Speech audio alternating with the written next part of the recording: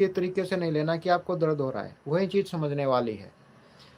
हम जो विपश्यना करते हैं, विपश्यना का क्या है कि समता भाव जगा रहे, अनित्य बोध जगा रहे। उस चीज़ का क्या मतलब? अगर मान लो मेरे शरीर में कहीं दर्द हो रहा है, मान लो मेरी कमर में ही हो रहा है, मैंने आपकी वाली बात चीज़ ले ली।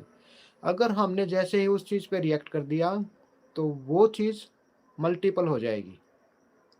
मैं आपकी बात को अच्छे से समझ गया, सही बात अब समझ में आ गई। तो हमें यही करना है, हमारी सबसे बड़ी गलती यही है विपश्यना में, और इसीलिए आपको नहीं, बहुत सारे साधकों को ये समस्या होती है कि हम जब विपश्यना करते हैं, तो हम उस चीज़ को भूल जाते हैं कि जैसे मैं विपश्यना कर रहा हूँ और माइंड में थॉट आने आने ही है। लेकिन जैसे ही उस चीज़ को हमने नहीं समझा या वो चीज़ हमें याद नहीं रही कि मैंने अगर उस थॉट पे रिएक्ट कर दिया, तो वो रिएक्शन एक का मल्टीपल हो जाना बहुत ज़्यादा।